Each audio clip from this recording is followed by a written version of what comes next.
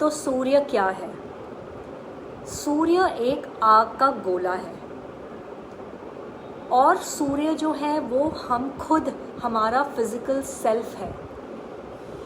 सूर्य के लिए जैसे मैंने कहा गया है कि सबका पालन करता।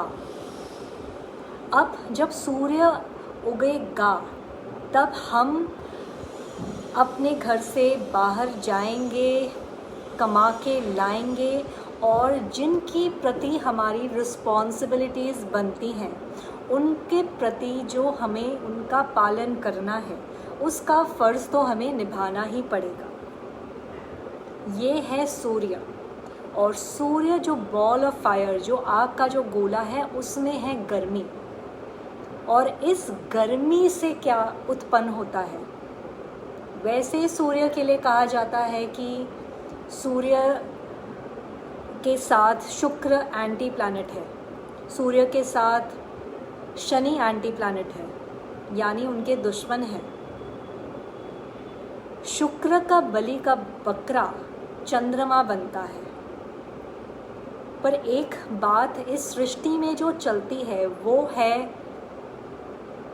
द प्रोसेस ऑफ फोटोसिंथेसिस, जो हमें पता है।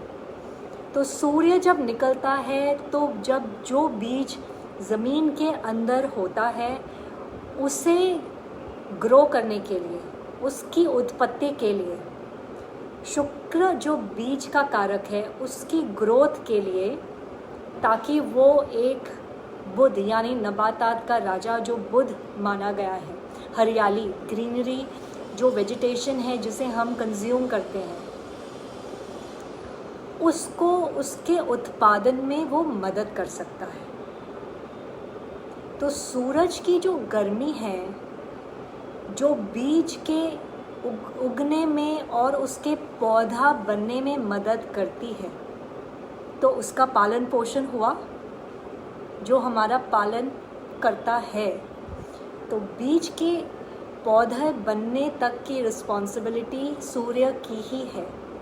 और आगे चल के भी सूर्य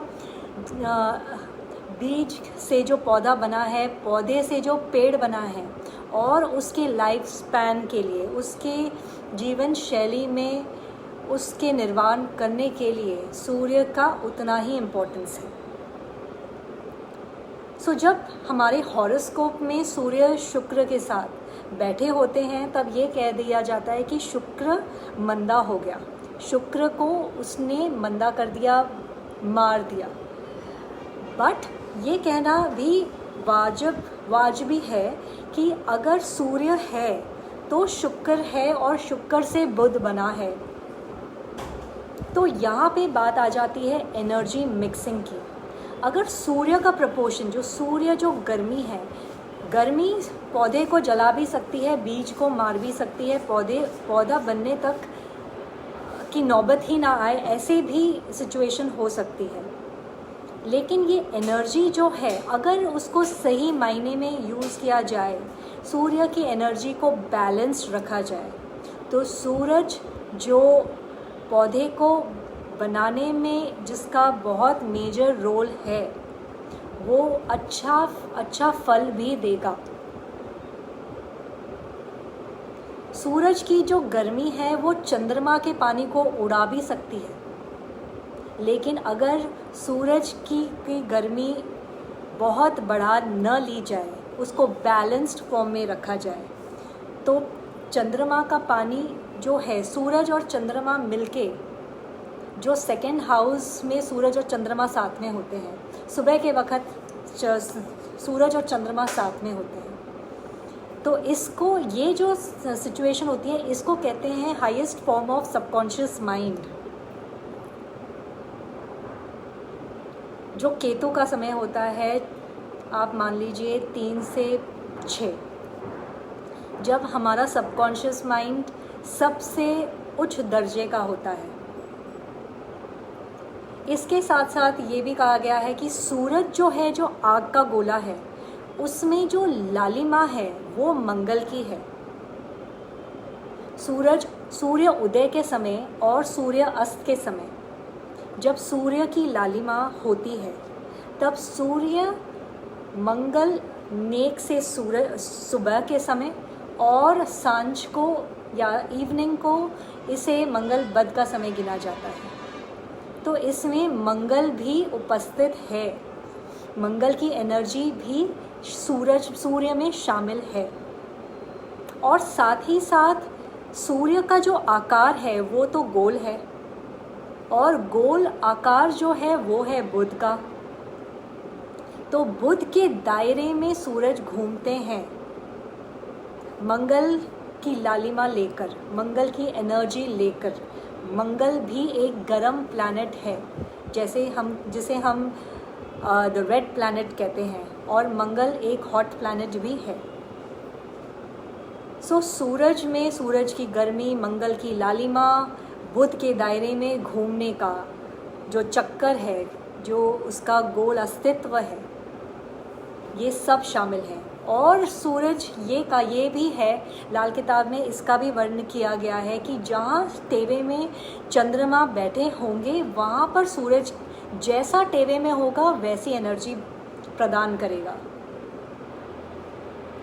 अब टेवे में देखने के लिए कि सूरज नेक है या मंदा, जब उसका भी एक तरीका है, उसकी भी ग्रामर है, उसके भी रूल्स हैं। जब सूर्योदय होता है तब राहु का नीला आसमान दिखाई हमें देता है।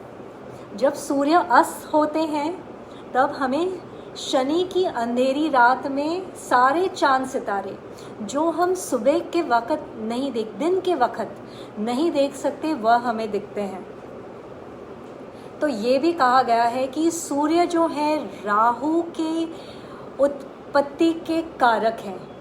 अगर राहु सूर्य है तो राहु है, अगर सूर्य नहीं है तो राहु भी नहीं है, क्योंकि राहु तो नीला आसमान है। तो ये अगर आप लाल किताब को समझें तो पाप मंगल बुध, पाप जो शनि राहु, शनि केतु शनि, इनसे बनते हैं। पाप मंगल जो मैंने एक्सप्लेन किया है, सूर्य की लालिमा, और बुध, इन तीनों प्लैनेट्स को देखकर सूर्य का फैसला किया जाता है। और इससे पता चलता है कि टेवे में सूर्य कैसे हैं और उनकी एनर्जीज कैसी जा रही हैं। अब जो सूर्य है फर्स्ट हाउस के कारक है, सूर्य फर्स्ट हाउस में मंगल के साथ है, और सूर्य फिफ्थ हाउस में जुपिटर ग्रह है बृहस्पति के साथ है। तो ये है सूर्य और सूर्य का जो कॉम्बिनेशन वेरियस प्लैनेट्स के साथ लाल किताब में वर्णन किया गया है।